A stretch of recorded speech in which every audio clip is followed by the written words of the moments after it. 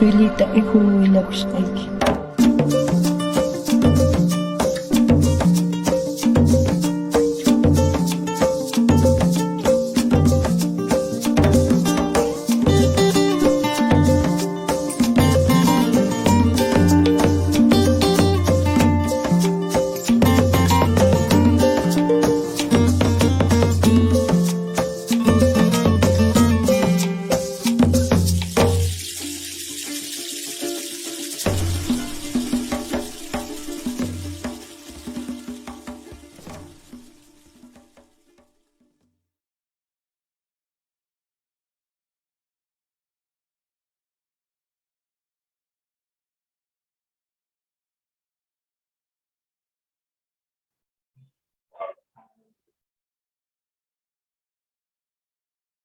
Muy buenas tardes para todos.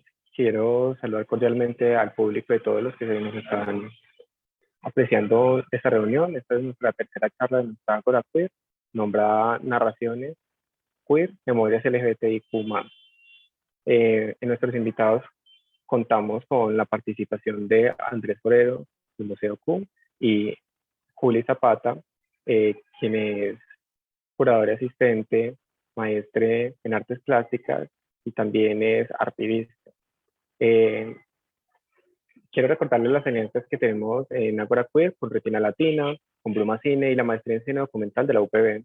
Y también agradecerles a los invitados por estar ahí. Este evento se realiza a partir de un trabajo con el Semillero Audiovisual y el Grupo de Investigaciones de Comunicación Urbana JICU, donde estamos hablando de la investigación y cómo el proceso derivó desde la Ágora Queer, los conceptos de la imagen imaginaria y el devenir de las relaciones performativas e identitarias de lo que es no hegemónico o lo disidente.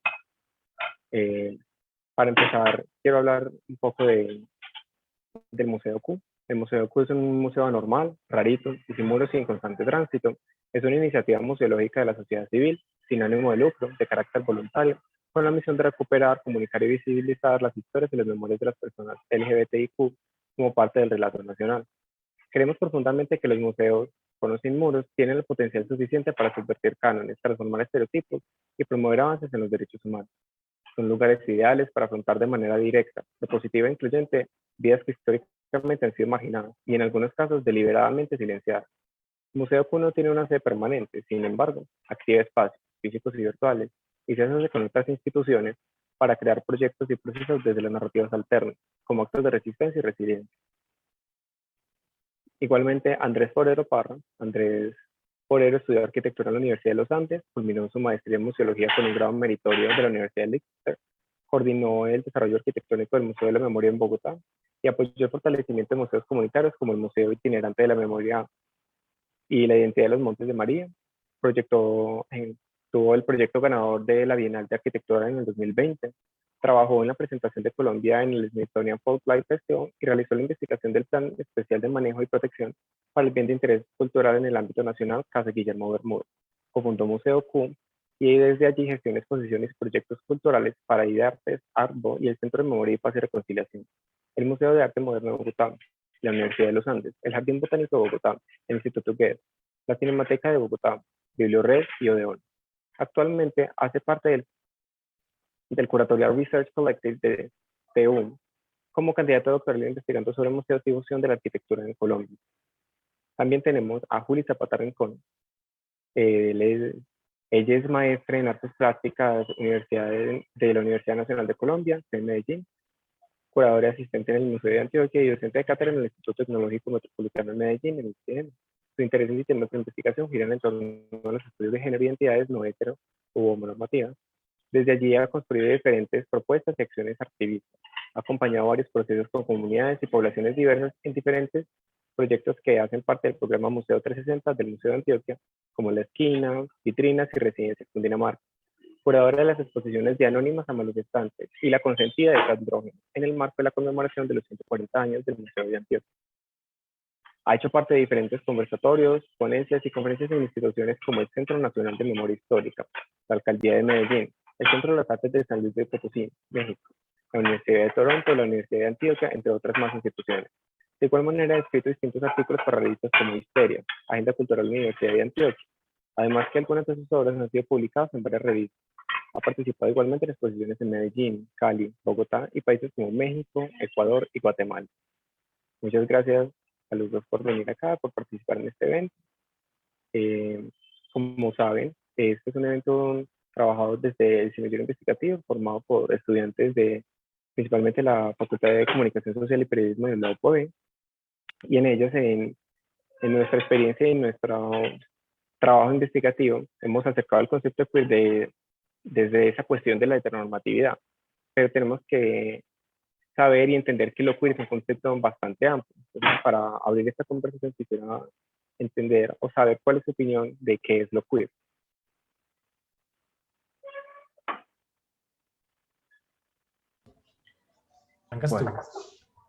Bueno, empiezo. Listo. Bueno, no sé, yo tengo como diferentes lecturas y posturas frente a lo queer, como tal, como esta palabra Q-E-R, pues me ha sacudido bastante, me ha puesto en unos lugares donde a veces cuestiono completamente el uso de esta, pero también como entenderlo y como digerirlo, ver cómo se ha ido transformando, de pasar de ser un término anglosajón que ya se ha convertido en otros queers, con C, con K, y lo he leído y siempre he estado desde allí como desde esa posibilidad de rareza, de salirse de la norma, no solo de lo heteronormativo, es estar por fuera de la norma. Lo queer nace también de una base de poblaciones racializadas, poblaciones que se salen de toda esa norma y estereotipos desde los cuerpos de las personas chicanas en el norte. Es como eso, es como romper con esa norma, con esa imagen, esa postal burguesa de familia, de gente blanca, de gente normatizada, es como romper todo eso. Desde allí lo he leído y también lo he entendido como esas posibilidades que ya se han convertido en puntos de fuga, que no existe solamente una forma de escribirla, que no existe una sola forma de abordarla, sino que también se puede expandir y se puede poner en diálogo con otras posibilidades de resignificación, como lo es con lo marica, con lo joto, con la cabra, que son palabras que en otras latitudes se han utilizado de igual manera como manera despectiva de referirse a quienes nos hemos salido de la norma.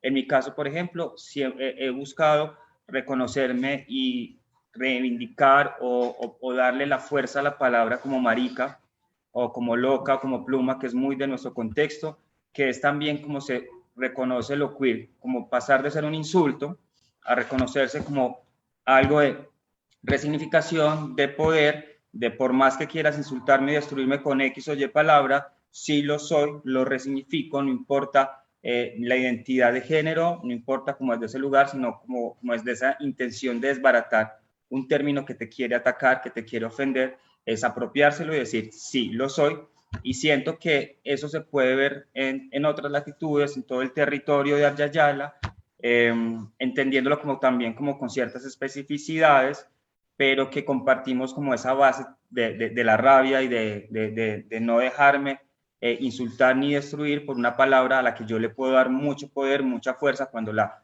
tomo, la resignifico y la pongo en ese lugar de me reconozco desde allí.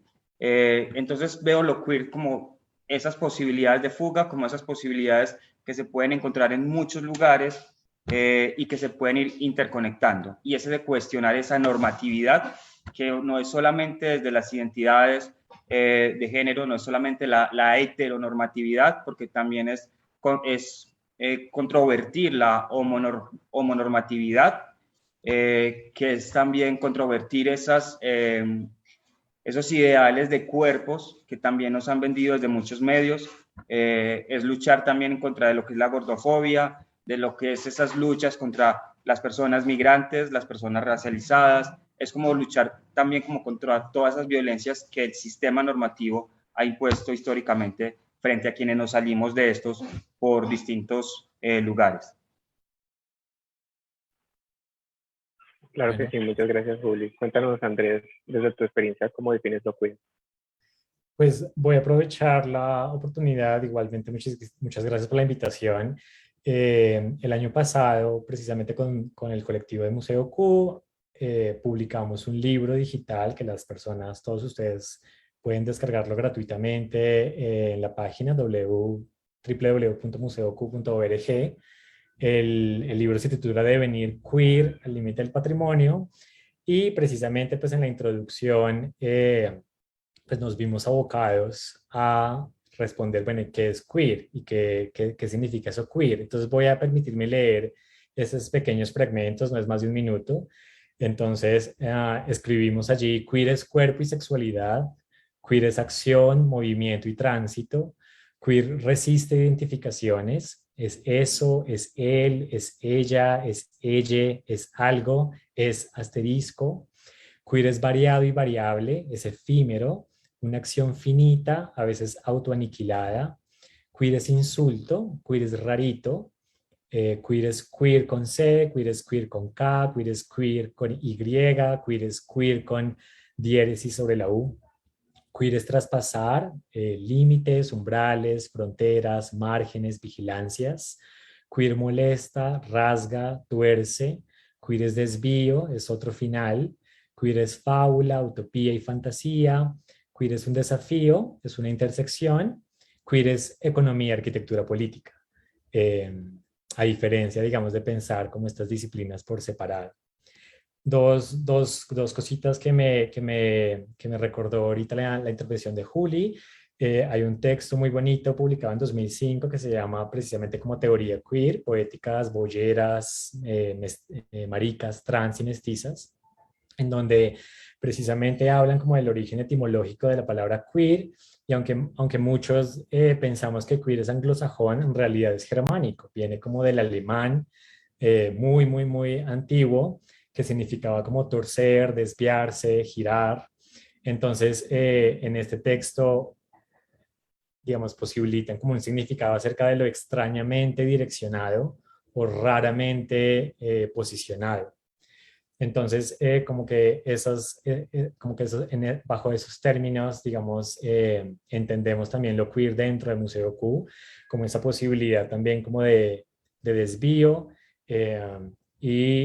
Había otra cosa también en la intervención de Juli que me llamó mucho la atención, acerca como de esa eh, como imposibilidad de darle un significado preciso a lo queer, y como que hay un conocimiento como ahí incompleto que llama la atención por precisamente preguntarle como a cada persona y a cada de pronto institución qué es lo queer para cada uno y cómo, qué límites, digamos, puede llevar hasta la definición de lo queer.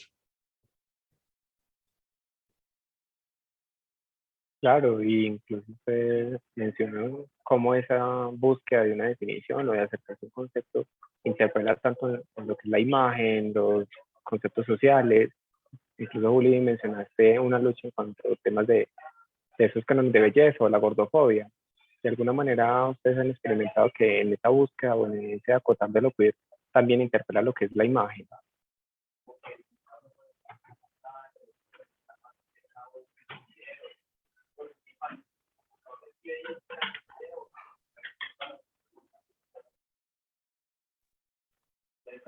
No te escuché al final, qué pena. Hola, ¿me escuchan bien? Sí, ahora sí. Juli, ¿también me escuchas bien? Sí, te escucho bien. Ok, que dentro de esa búsqueda o en ese trabajo con lo queer, ¿cómo ven esa relación de entre lo queer y las imágenes y los imaginarios? ¿Se puede hablar de que hay una imagen queer o cuáles son las imágenes queer y si pueden estas terminar siendo o no excluyentes? Si quieren arranco yo esta vez. Entonces, pues claro, digamos, para el trabajo del museo es súper importante como obviamente la construcción de imagen, y la respuesta, digamos, más directa y más sucinta sería, claro, hay imágenes queer. Ahora, la pregunta es mucho más de pronto densa en el sentido de, pues las imágenes se producen, tú mismo lo estabas diciendo. Entonces, la imagen es esto o es como la lectura que yo hago de la imagen. Las imágenes obviamente tienen unas formas de representación, crean unas formas de representación, y uno de los orígenes de Museo Q precisamente fue un par de imágenes en la exposición de Luis Caballero, Deseo y Tormento, por allá en el 2012, una exposición que se hizo con el Banco de la República, el Museo de Arte Moderno de Medellín.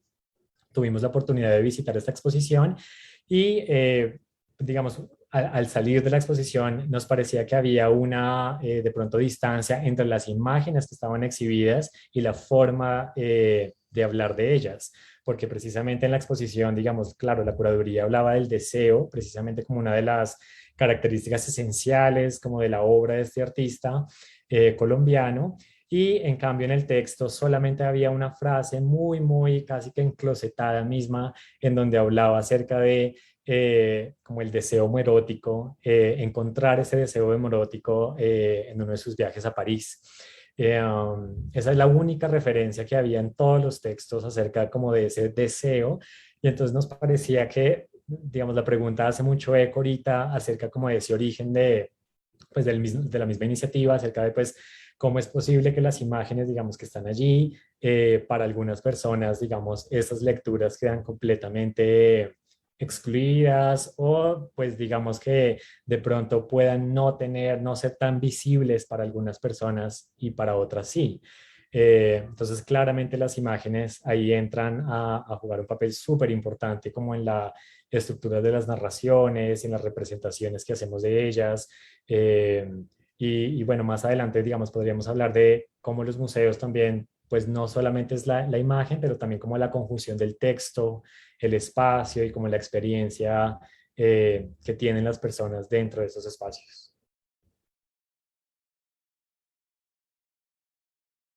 Eh, Voy a como a ponerle un poquito como desde el papel de las artes, como de donde he venido también como desarrollando como pues, mi profesión. Hace poco leí una frase de Andrea Giunta que me parece muy potente, me parece súper interesante. Son preguntas que se ha venido haciendo en la historia del arte occidental desde 1971 con Linda Nosley, de por qué no ha habido grandes mujeres artistas o grandes genias artistas como ha habido tantos hombres. Y ella en un artículo de hace 2 meses soltaba una frase que decía algo como que el mundo del arte no solo es masculino, también es blanco, y yo le agregaría además que es heterosexual y normativo. Eh, Existen muchas imágenes desde lo queer, pero también ahí estaría, no nombraría como tal existe una imagen queer o existen unas imágenes queer, porque también es algo muy diverso, son muchas formas que hay de expresión desde la imagen, pero siento también que los museos, a veces algunos museos han tratado precisamente de negar esas experiencias desde lo raro, desde lo queer, desde lo maricón, en muchas de las construcciones de sus exposiciones. Como lo decía Andrés, por ejemplo, con la exposición de Luis Caballero, también la recuerdo, y es como eso, como que, ay, sí, tuvo ese deseo homoerótico, pero eso no lo mencionamos y no consideramos que no tiene fuerza, cuando gran parte de esa fuerza está en ese deseo allí. Incluso con un fotógrafo que ha hecho parte de muchas exposiciones en Medellín, en Bogotá creo que también, que es Benjamín de la Calle. Rara vez en los textos aparece menciones a que vivía con su pareja, a que era gay, a que tenía pues una relación con un hombre, que se permitió retratar a hombres travestidos o a personas. Allí lo leemos desde esa manera por la manera en la que Benjamín les pone los nombres, eh, pero se sabe que lo es y muchas de las investigaciones no la mencionan. He leído solamente en la de Guillermo Correa, que pone el caso de él y su pareja, pero es también como que esa necesidad de no nos interesa conocer tus experiencias, tu identidad, eso no suma a la obra, pero desde mi lugar creo que eso suma a las construcciones de imágenes queer, y sí es importante que eso esté presente porque eso atraviesa nuestras imágenes. Incluso yo, como creador también de imágenes, eso es importante en esa construcción y en esa configuración. Creo que sí existen las imágenes queer, son muy diversas, todas desde diferentes lugares, pero también es importante como darles ese lugar de reconocimiento y desde dónde se hacen, desde dónde se están ubicando. Muy interesante. ¿Considerarían de pronto ustedes que, que ese arte o esa imagen queer o disidente no debería ser censurado, sino que debería mostrarse en su completa realidad?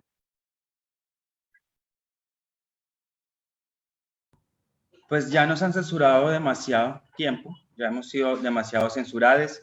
Creo que es momento de empezarnos a tomar muchos espacios y decir, existimos personas que desde allí estamos trabajando, desde nuestras propias experiencias de vida, trans, travecas, mariconas, queers, estamos realizando un proceso. Creo que el Museo Queer lo han hecho y yo les he seguido y hemos tenido la oportunidad de participar, y creo que eso es importante, que todas las instituciones empiecen a permearse.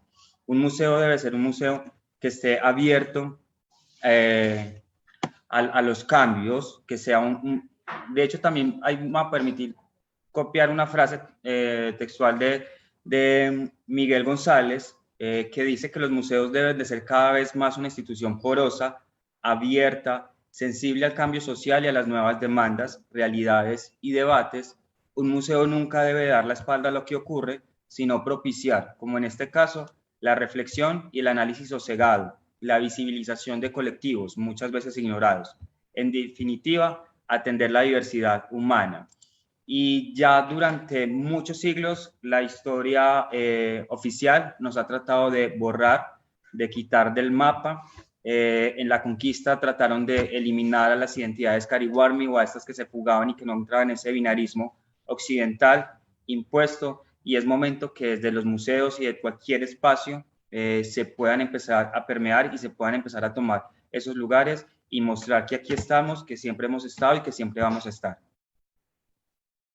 Sí, yo obviamente concuerdo obviamente con Juli en todo, pero también, digamos, solamente para añadir, quizás no solamente pensar en museos como de arte, por ejemplo, que claro, la imagen es vital para estos museos, pero por ejemplo pensar en museos de antropología, que también construyen ciertas narraciones sobre el origen del hombre, o en museos de arquitectura, por ejemplo, que claro, en nuestro país hay muy pocos, pero que donde también, digamos, desde la arquitectura uno también podría ahondar en temas sobre la ciudad, sobre el cuerpo, hasta museos, por ejemplo, del vestuario, de todo, todos los museos, como que sin importar qué tipo de imágenes produzcan finalmente, pues están llamados también como a no ser partícipes de esta borradura, no solamente sobre, digamos, cuerpos queer o como historias y experiencias de vida LGBTIQ, sino de alguna forma, pues lo que decía Juli también, ¿no? Estas otras como intersecciones acerca de lo blanco, de la clase, del origen social, etcétera.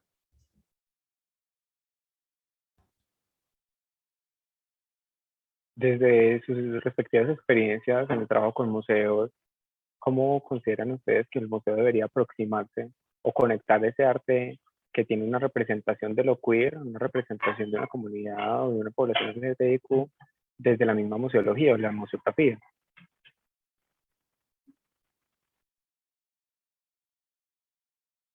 Bueno, pues bueno, digamos de nuestra parte, entonces, ¿cómo lo hemos hecho? En los proyectos, digamos, como que hay varias iniciativas que hemos logrado y hay varias estrategias con las que hemos, digamos, usado o desarrollado de alguna forma. Una de ellas es obviamente, pues, invitar a los artistas que existen, obviamente, que hacen trabajos sobre sus propias identidades, sobre sus propios cuerpos, mujeres lesbianas, hombres gays, personas con experiencia de vida trans, personas bisexuales, que tienen obra artística y que de alguna forma pues, han encontrado de alguna forma resonancia en estos proyectos para, obviamente, mostrar su trabajo.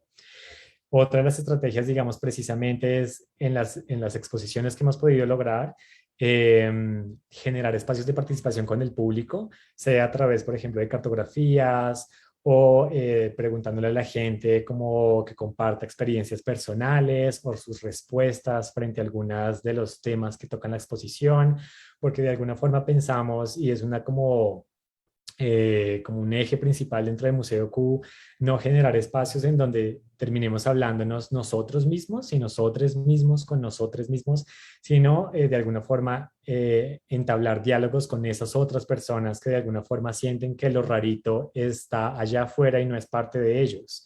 Y encontrar que dentro de su vida también hay ciertas rarezas. Y por eso mismo, de alguna forma, colaboramos con muchas instituciones muy diferentes, con museos nacionales, con museos independientes, con espacios que de pronto no tienen colección y con espacios que también de alguna forma tienen otro tipo de colecciones, por ejemplo, como colecciones vivas.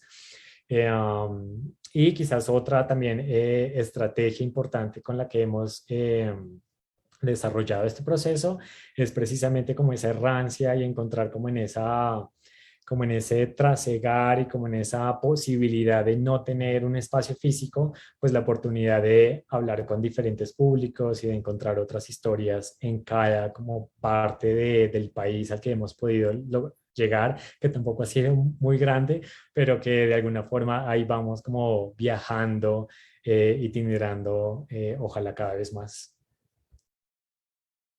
Precisamente desde eso que mencionas, Andrés, y en la lógica de que el Museo Q no tiene muros, que es un espacio abierto y que se adapta como a las mismas necesidades y las intenciones que ustedes tienen de compartir y que sea no sectario esa imagen y ese devenir del arte, ¿cómo se entiende o cómo se trabaja esa imagen desde lo virtual? ¿O cómo se debería hacer una alianza para ser abierto, para no censurar, para permitir que esos espacios se den con poblaciones diversas?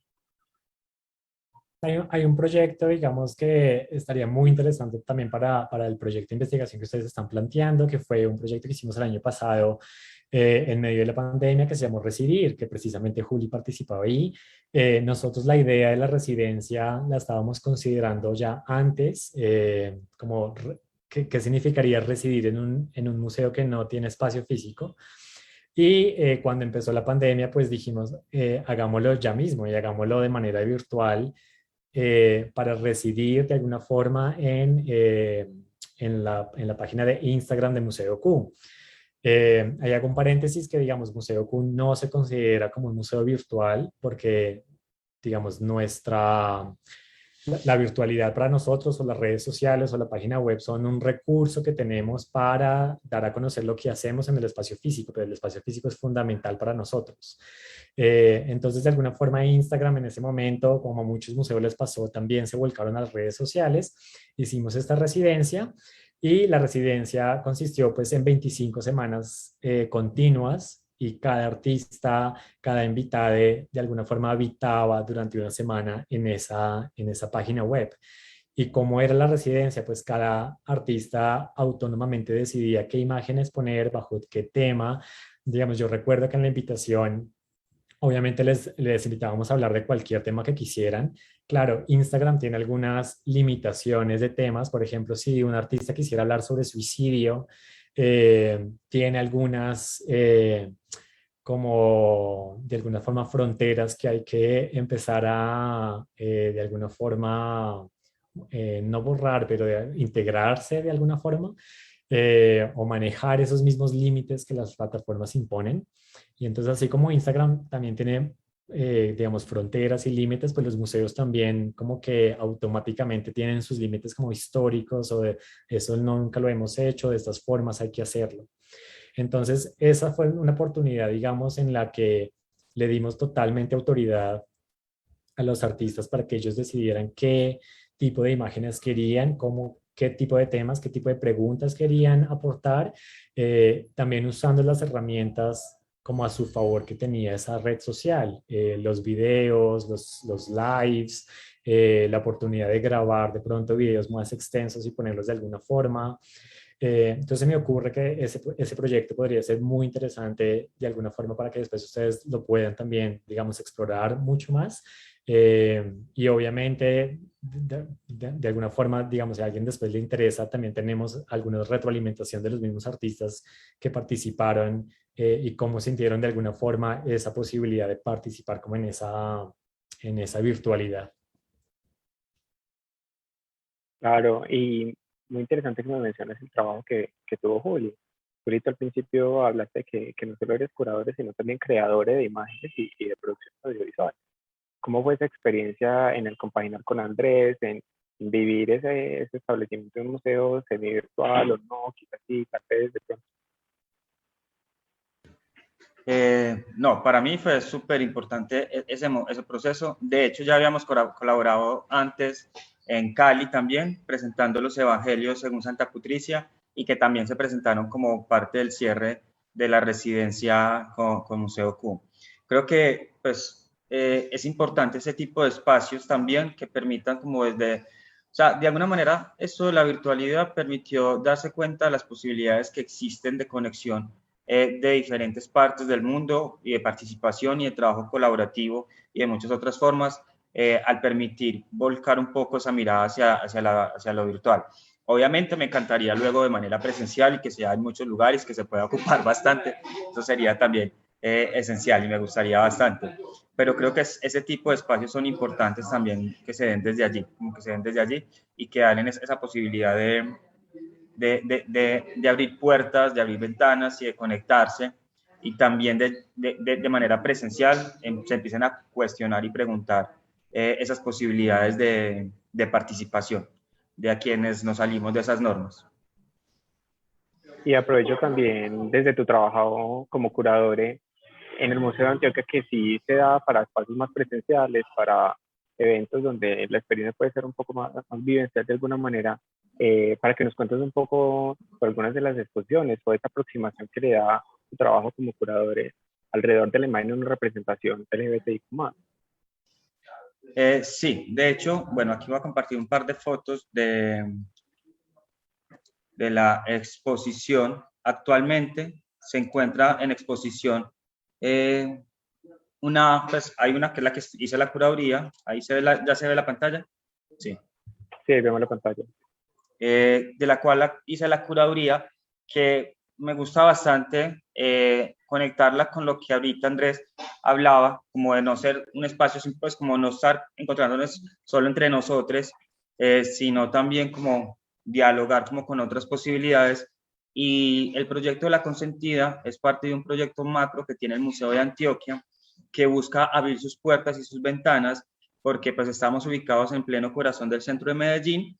Está la Plaza Botero, pues que es la zona turística, la que se vende mucho en fotografías y demás, pero también como muchos museos o como muchas instituciones que habitamos los centros de cualquier ciudad latinoamericana o cualquier ciudad del mundo, pues convivimos con otras dinámicas. Este es el caso de lo que ocurre en la parte posterior del museo, que es la parte de Cundinamarca, y allí es donde se inserta La Consentida, que es la elección de una obra de la colección del Museo de Antioquia, con la cual a partir de esta se empieza a entretejer otra conversación pues más amplia con las demás obras de la colección. Y en esta oportunidad, y pensando también en esa posibilidad de permear todas las instituciones que más se puedan, desde mi lugar como persona no binaria, que además pues tenga la posibilidad de hacer este tipo de proyectos en una institución como el Museo de Antioquia, que además está cumpliendo 140 años, se permitió y me permití, a partir de esta obra de Flor María Boot, que creó en el 84, pues que ya es como una ruptura también en esa historia del arte colombiano, construir esta exposición que indaga a través de las experiencias de vida trans, que habla de la familia, del amor, del renunciar a envejecer, porque las personas trans, las mujeres trans especialmente, tienen una expectativa de vida en Latinoamérica de 35 años. Entonces, se permite a partir de la colección del Museo de Antioquia poner estas conversaciones allí. Conversaciones que se tejen además con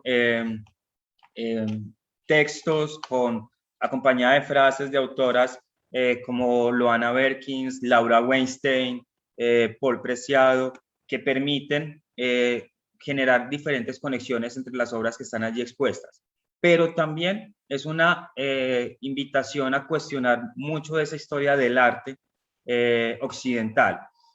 Siempre quise, por ejemplo, poner a conversar estas dos obras, Francisco Antonio Cano, con La Última Gota, Maja Desnudo, con Jorge Alonso Zapata.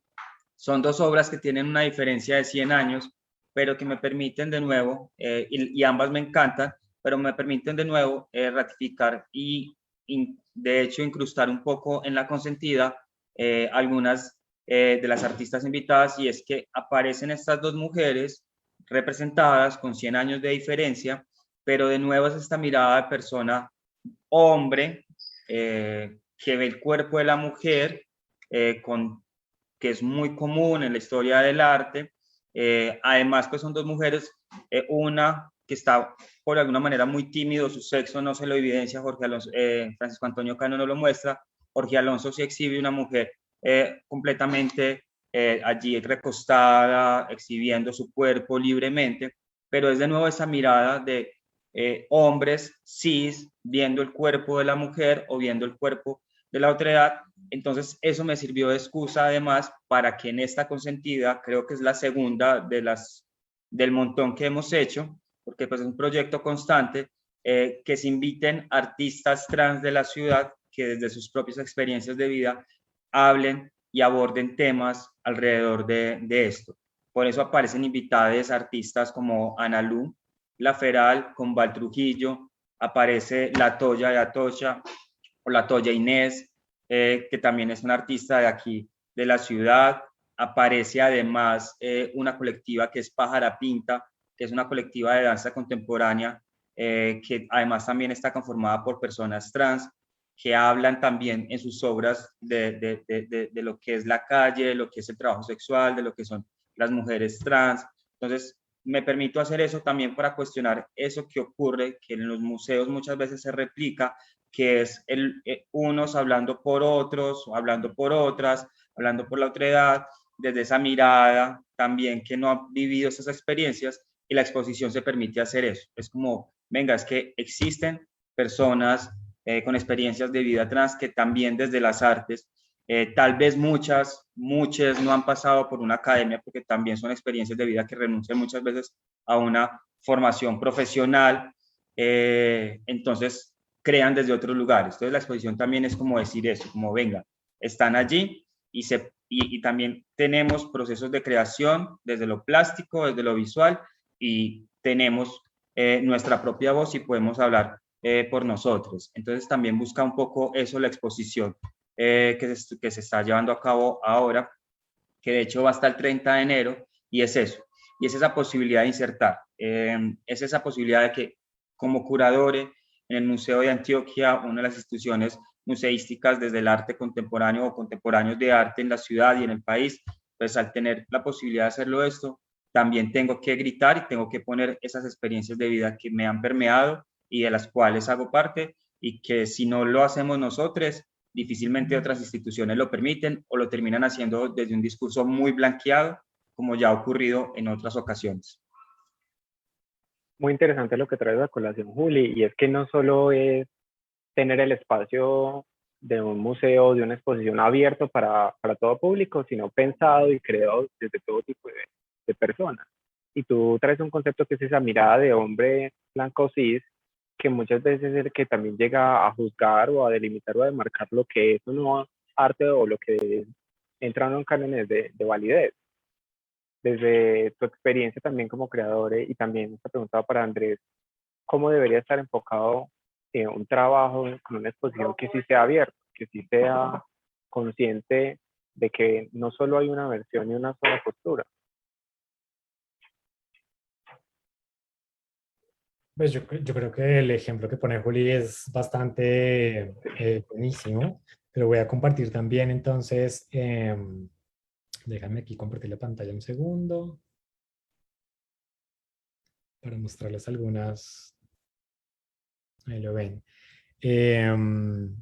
Ahorita, digamos, recientemente digamos, para de pronto responder la pregunta, hace poco el Museo de Miguel Urrutia, del Banco de la República, trajo la exposición de Paz Errázuriz, una artista chilena que en medio de la dictadura pues realizó unas fotografías, muchas fotografías, y en especial ella como mujer cis, fotografió muchas, digamos, identidades que hoy consideraríamos no binarias o trans. Y lo interesante también, digamos, el espacio que abrió el museo en esta oportunidad fue pues plantear una colaboración con Museo Q, digamos, en el ámbito educativo, ya no como tanto como desde de la curaduría o la museografía, sino como desde la experiencia pedagógica y desde el acercamiento con el público en general. Entonces lo que hicimos ahí fue un taller pues medio virtual con una sesión presencial al final acerca, digamos, de las estéticas de género y como con la idea de reconocer que la idea de estética de género no solamente, digamos, es visible, claro, en las mujeres trans, ¿no? Con sus ropas o su maquillaje o con el drag, que es como ahorita tan evidente como en la televisión o en el cine, sino que la propia, digamos, la experiencia de la estética nos cruza a todos, independientemente si nos identificamos como heterosexuales o bisexuales o trans o cis o negros o blancos, como que diariamente nuestra propia imagen también proyecta ciertas cosas. Entonces, la reflexión del taller, digamos, giró en torno como a esa planteamiento de no pensar como la estética o no pensar lo rarito simplemente como hacia las personas LGBTIQ, sino que todos de alguna forma hacemos parte como de esos procesos de construcción también de esas mismas estéticas. Y quizás también digamos, otro ejemplo que se me viene a la cabeza ahorita es la exposición del Museo Nacional, Dos Velocidades, Historias del Movimiento LGBTI, que ya está por cerrar, si no cerró ya, creo. Pero fue una exposición, digamos, una oportunidad para que el museo hacía de preguntarle a los públicos por las colecciones. Y precisamente como, digamos, el museo tiene ahorita como una intención de alguna forma, ampliar su colección etnográfica, incluyendo, obviamente, digamos, objetos e imágenes asociadas a poblaciones y a sectores sociales LGBTIQ. Entonces fue una exposición en la que, digamos, no tengo conocimiento si finalmente recibieron objetos, pero esa era la intención también detrás de la exposición, como mostrar lo que tenían y evidenciar, obviamente, muchísimos vacíos como a lo largo de esta historia que tienen, porque, digamos, las dos velocidades venían como, por un lado, hacer hincapié en como en los derechos legales que de alguna forma se han establecido, como en las últimas 3 décadas por lo menos, y por el otro lado, como de alguna forma como el impacto o la recepción social sobre esos cambios. Y entonces en dónde, digamos, dónde quedan las imágenes, dónde quedan las memorias, dónde quedan los objetos finalmente que van a poder hablar de esas historias. Entonces, pues estaría muy bueno después que también ustedes se acercan al museo a ver si finalmente pudieron recoger varios objetos y de alguna forma invitar a todas las personas que pues tengan de pronto alguna colección especial, pues acercarse también a estos museos que coleccionan y que además, digamos, a través de esas colecciones cuentan unas historias y crean unos discursos, pues importante también dejar allí consignadas nuestras propias como experiencias.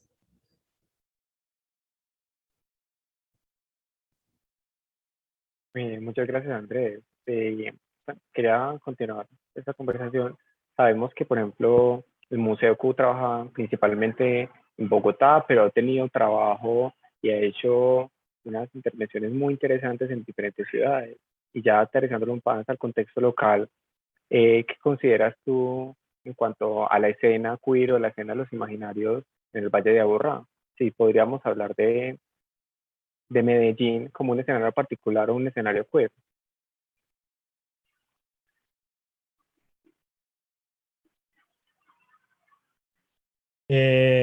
Pues evidentemente la experiencia que tuvimos en Medellín fue con el proyecto Leer las Flores, breve historia queer de las plantas. Fue un proyecto que tuvo bastantes, digamos, en momentos y tiempos, que es otra característica también de a veces de los proyectos de Museo Q. No tienen solamente como una forma de producción, sino que dependiendo del espacio, dependiendo de las alianzas que logremos, dependiendo también del tiempo, pueden tener bastantes transformaciones. Entonces, este proyecto surgió inicialmente como una pequeña guía que le elaboramos para el Jardín Botánico de Bogotá en un evento especial sobre un picnic literario. Entonces, nuestra aproximación fue digamos, de nuevo diría yo, como desde la pedagogía, nos dimos cuenta que el público llegaba al jardín botánico y, digamos, la mediación que se hacía era o muy poca o muy técnica, a través de las fichas técnicas que habían en el jardín o a través, digamos, de unos paneles que habían, se brindaba información, pero se brindaba formación de una forma muy, digamos, científica, lo cual no está mal. Pero la oportunidad que vimos allí fue como, bueno, ¿y qué pasa si empezamos a hablar de la sexualidad de las plantas y de cómo las plantas también tienen diferentes, digamos, formas de reproducirse? Entonces creamos este folleto, después el folleto mutó en unas visitas guiadas por diferentes parques y fue como en este proceso que tuvimos la oportunidad de ir al Jardín Botánico de Medellín y la experiencia fue tremendamente positiva. Hubo mucho público de que, digamos, le generó como interés el tema, saber acerca de la sexualidad de las plantas, como así que las plantas tienen sexo. Nosotros a veces también íbamos, incluso como que nos burlábamos en las redes sociales acerca de un show porno en vivo y entonces era un helecho simplemente con el viento, pues porque así se reproduce. Entonces también era como crear como otras formas de hablar sobre la sexualidad.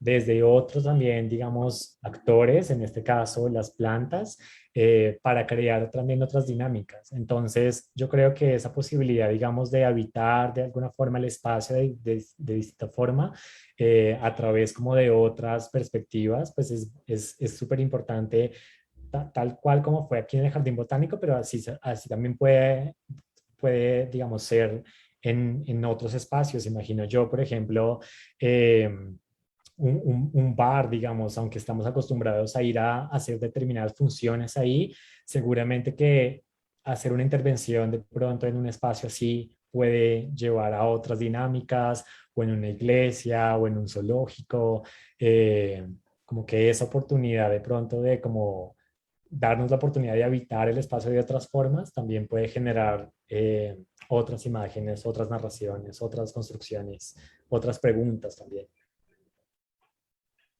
Por supuesto. Incluso esa manera o esa pedagogía más allá de un museo, de una academia, es muy importante para compartir el saber. Y ahí de lo que mencionas de diferentes perspectivas, quería pasarle la pelota a Juli y es no solo tú como curador, sino también como activista y como drag, ¿entiendes a Medellín o el Valle de Borra como un escenario que permita lo queer o un escenario que podría definirse de alguna manera como queer? De a poco nos hemos ido tomando esa posibilidad y varias colectivas y varias personas han tenido la oportunidad de ocupar diferentes espacios. Son espacios que se van ganando de manera progresiva, pero aún así Medellín puede ser todavía una ciudad muy agreste con cualquier cosa que se salga de la norma. Casi que lo que hemos logrado ocupar ha sido precisamente por el trabajo colectivo, por ese trabajo en conjunto, pero Medellín Medellín sigue siendo una ciudad bastante hostil para todo aquello que se salga de la norma. Solo que cuando estamos en colectividades es más el impacto y es más casi como si fuera un ejército transmaricón, trabeco, que se ocupa de los espacios y dice aquí estamos y por más que quieran negarnos, vamos a seguir y nos vamos a tomar todo lo que más podamos. Hay instituciones que han estado abiertas y que han empezado a acercarse a esas posibilidades y todo eso es parte de ese trabajo que no es tampoco de colectividades recientes, es de muchas que vienen de muy atrás. En Medellín, artistas como la Dani, que lleva más de 40 años enfrentándose al conservadurismo de la ciudad con su teatro callejero cada domingo en el Parque Bolívar, perseguida por la policía, por la iglesia y demás. Son muchas de esas que son pioneras y que han ocupado como esos lugares que han abierto para las demás personas. Los espacios de rumba también. La rumba también puede ser espacio político y son espacios queer donde antes de manera escondida, pero ahora con tanto espacio que se ha ido abriendo, que ha ido abriendo sus puertas, creo que se ha ido tomando como algunos espacios. Está en no dejárselos quitar de nuevo, o en seguir ocupando muchos más, porque podría, pues históricamente eso podría pasar.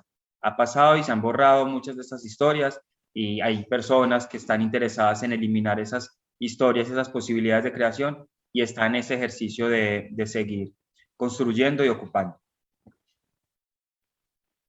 Perfecto, Juli. Andrés, quiero agradecerles mucho por este espacio. Sus intervenciones han sido fantásticas, llenas de un contexto muy propio de nuestro país. Quiero aprovechar ahora para sacar un espacio para preguntas del público, algunos comentarios. Me pasan esta pregunta primero. Esta va dirigida a Juli. Dice, si es oportuno decir que, digamos, el caso de un artista como Félix González Torres en el siglo pasado o Arca en el siglo actual, si se tiene una responsabilidad casi que reparativa que los maricas latinos se incorporen al ciclo cerrado del arte anglosajón.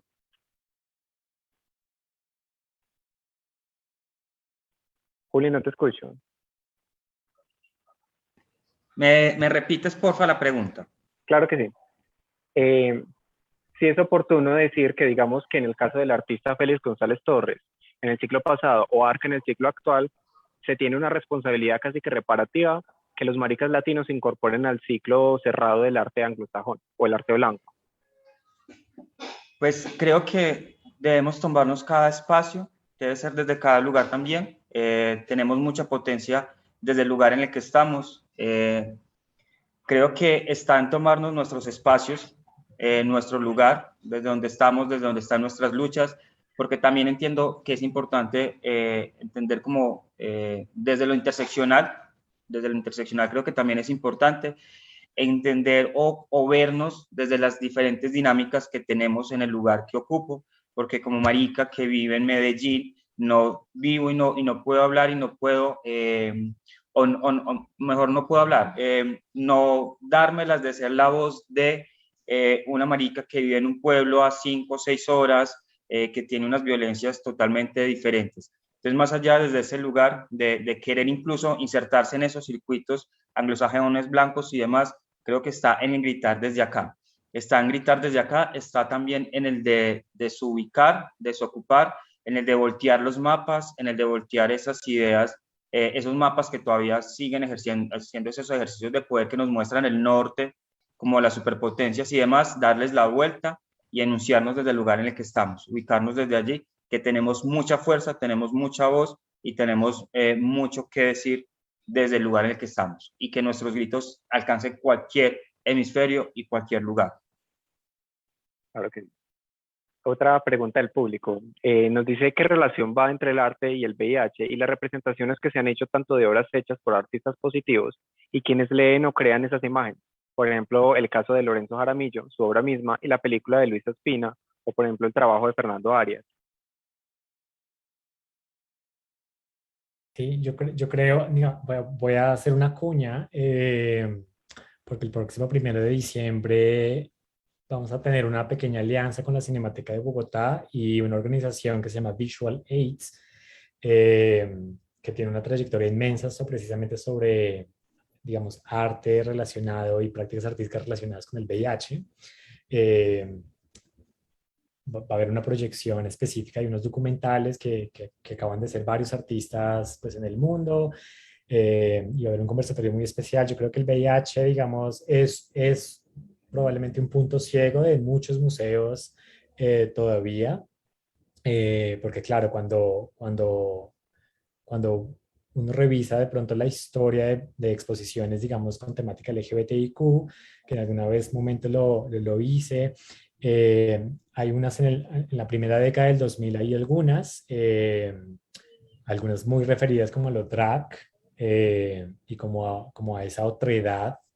Y después ahorita ya, digamos, probablemente desde el 2015 hasta años más recientes, ha habido muchas más que han explorado como desde el afecto erótico o desde la historia pues, trans, o por ejemplo también algunas que han, digamos, abierto preguntas acerca de la desobediencia y como la desobediencia sexual, como en los activismos y en la política. Pero digamos, particularmente creo que todavía el VIH sigue siendo como un tema que todavía muchos museos no han abordado. Ni siquiera nosotros todavía hemos podido lograr hacer una exposición, aunque lo tenemos como una de las cosas que quisiéramos hacer. Y ojalá que esta como primera oportunidad que tenemos con la Cinemateca y con Visual Aids el próximo 1 de diciembre nos permita como empezar a abordar el tema. Y además que no debe ser un tema exclusivamente como ni de las artes, puede ser, pues tú lo has dicho, digamos, en el cine, en la literatura, hasta la propia arquitectura, digamos, ahorita también se está preguntando, hay investigadores que ahorita mismo están investigando acerca como de las arquitecturas de la enfermedad y del VIH y como ciertas dinámicas espaciales posibilitaron que muchas personas murieran en los 80s. Entonces yo creo que también lo conecto con algo que decía Juli antes y es como esas mismas posibilidades como de exigirle a los museos y a las instituciones culturales en todos los ámbitos que integren estas perspectivas. Otra pregunta que nos dicen, si lo queer es cambiante, ¿las memorias de estas experiencias museográficas también lo son?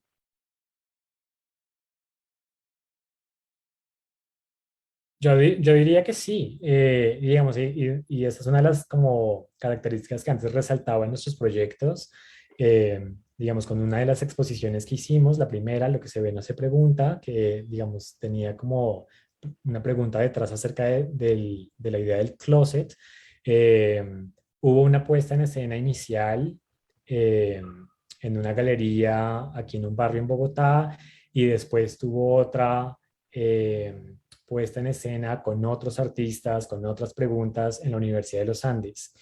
Y en esa exposición realizamos unas cartografías.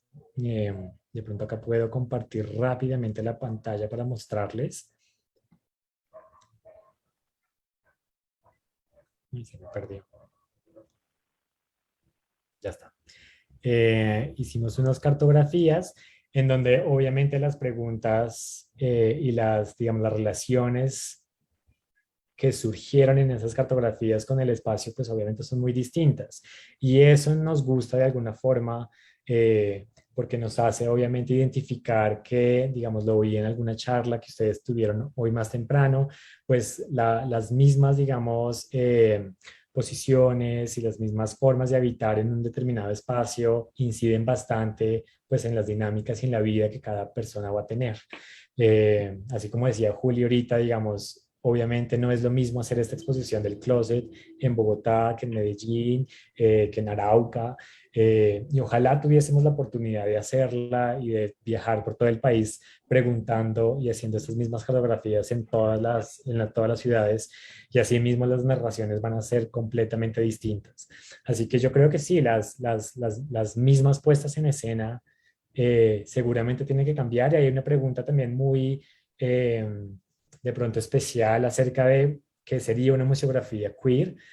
Si la museografía, digamos, siempre tiene estas posibilidades de usar el sonido, el color, la textura, el olor. Muchas veces, muchas exposiciones simplemente se limitan a mostrar pues las imágenes, las obras con los textos en determinados tamaños, en determinadas fuentes.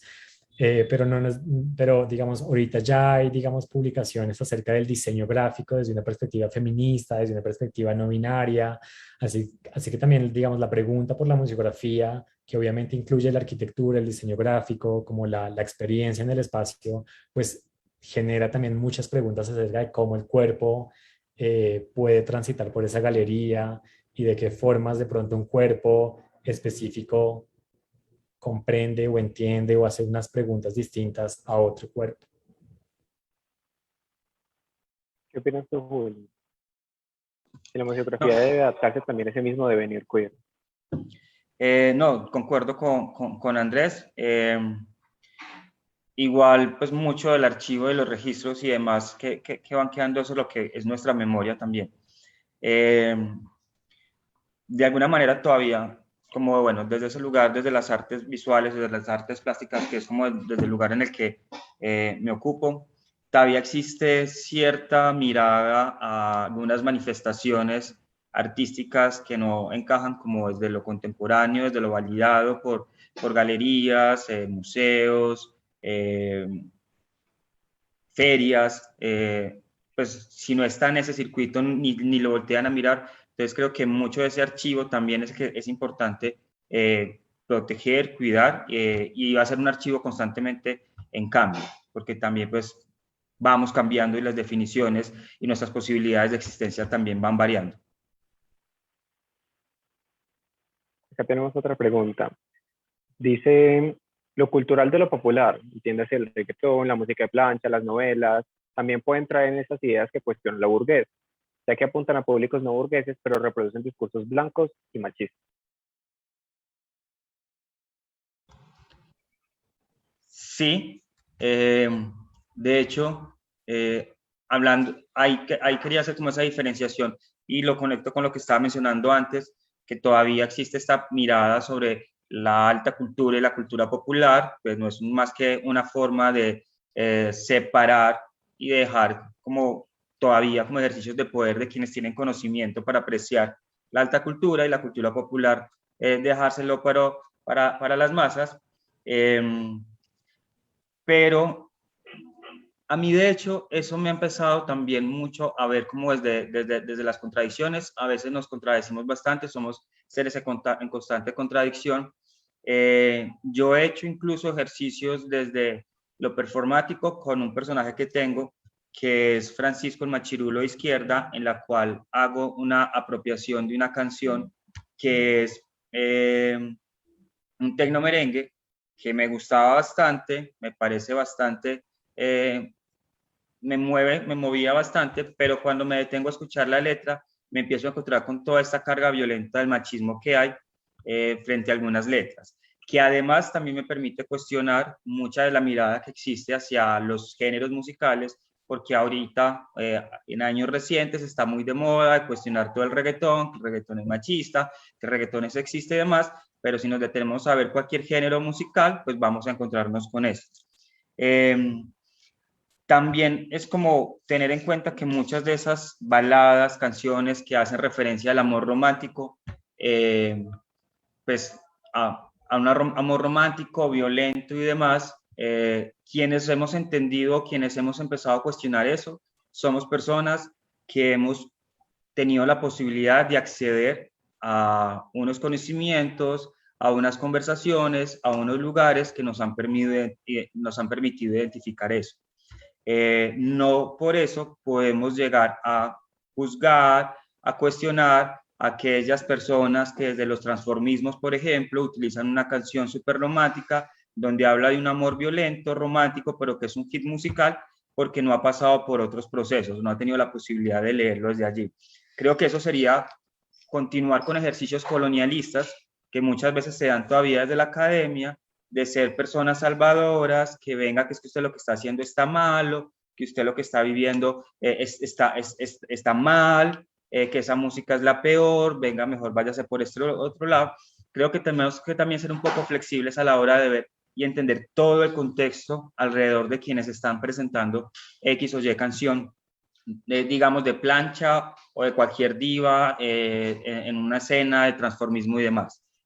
Incluso a mí una artista como la Dani es una artista que me ha confrontado demasiado porque ella ha realizado en sus funciones ciertas acciones que desde lo que yo he tenido la oportunidad de conocer, de investigar y de irme formando, me confrontan mucho y me parece que se ve una violencia muy fuerte, pero también es porque yo he estado como desde otro lugar. No puedo llegar como Salvadore donde ella, porque las violencias y lo que ella ha vivido es otra cosa. Yo hago las lecturas de una manera amplia, debo de ser un poco flexible en ese sentido y entender todo el contexto. Y considero que cada una de esas personas puede irse dando cuenta e ir identificando esas cosas a su manera y a su ritmo. No creo en esa idea también de salvadora de, ay no, esa música es súper violenta, súper machista. Lo puedo decir en muchos lugares, lo puedo hacer desde mi propio performar, pero tampoco llegar como, venga, te voy a imponer los conocimientos y yo sé un montón de esos, y no estás identificando las violencias que tiene esa canción romántica. Eso sería perpetuar esos ejercicios de poder que desde lo colonial, en todas las esferas, se han venido haciendo durante lo largo de la historia. Muy interesante lo que nos dices, Juli, y es eso de que mencionabas antes de lo interseccional y los discursos que uno puede estar perpetrando sin caer en cuenta y sin ponerse en tela de juicio todas esas prácticas, todo lo que uno predica y la importancia de entender al otro en su subjetividad. Terminan siendo policiajes prácticamente, Sí. casi que la policía de todo, buscando, pues eso, ejercer ese tipo de violencias. Creo que hay que leer todo el contexto antes de entrar, pues como de llegar a juzgar sin tener como el resto del panorama. Acá tenemos una de nuestras últimas preguntas, habla de, dentro de esas representaciones, ¿qué papel tiene lo indígena o lo afro?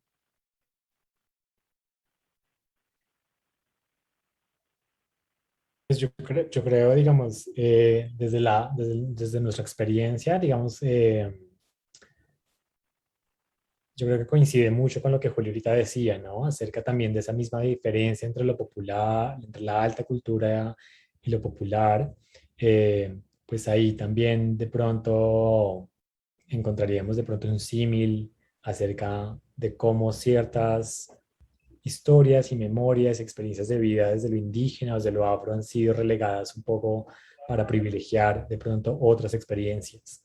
Y la pregunta anterior y esta misma me hacen pensar un poco acerca de las decisiones que, por ejemplo, tomamos con respecto a este libro que se hace una pregunta sobre el patrimonio queer y en qué es eso y dónde podría estar, porque precisamente una de las personas, por ejemplo, que escribió para el libro, Antonio Ochoa, toma la televisión, que uno podría pensar la televisión pues como algo popular en el sentido en que mucha, digamos, gente accede a él, y toma la televisión como una columna vertebral en donde empieza a hablar acerca de las diferentes imágenes y representaciones de personas LGBTIQ en estas series particulares y en estas novelas particulares.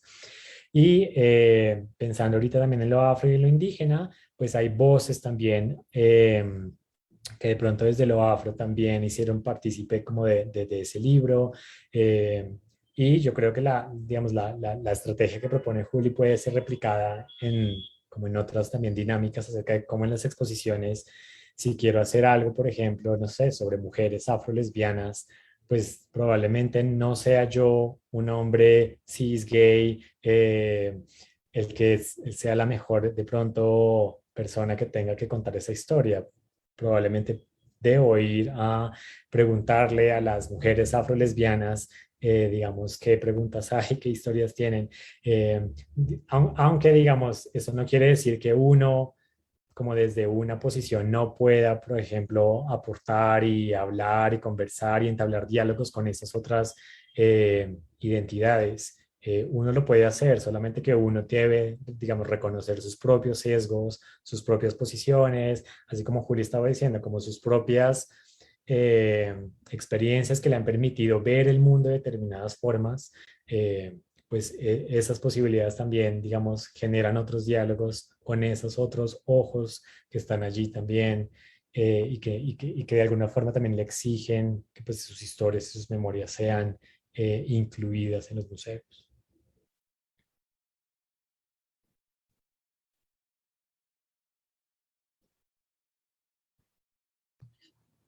Juli, ¿hay algo que de pronto quieres compartir con esta intervención de Andrés?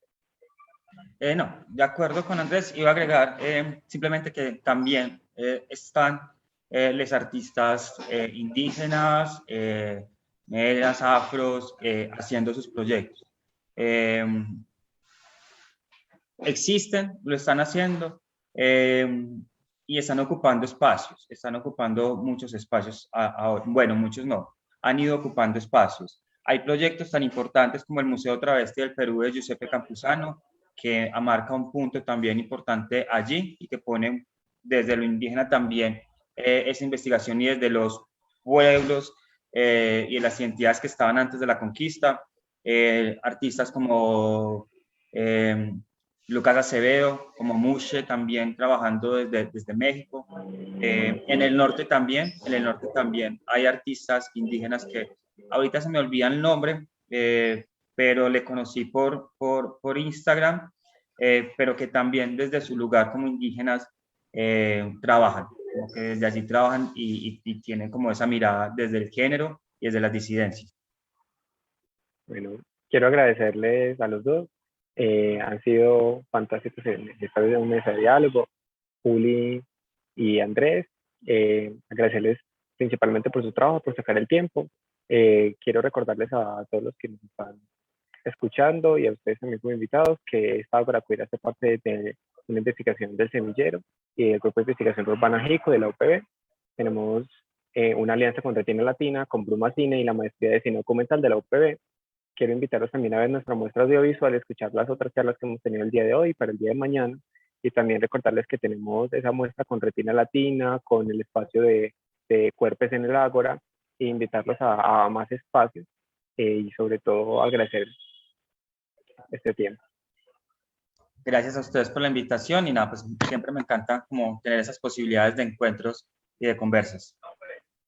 Claro Sí, que sí. muchísimas gracias. Invitarles a todos a consultar pues, las redes de Museo Q y cualquier pregunta, cualquier, digamos, información que necesiten, con muchísimo gusto pueden escribirnos y les contestamos rapidísimo.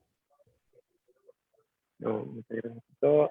Y seguramente todos los que nos han escuchado saben y han podido ver esas experiencias tan propias de nuestros contextos, de nuestro país, de lo que son las diferentes narrativas y cómo uno no puede venir a ponerse en el rol del otro, sino darles oportunidad al otro de hablar por sí mismo.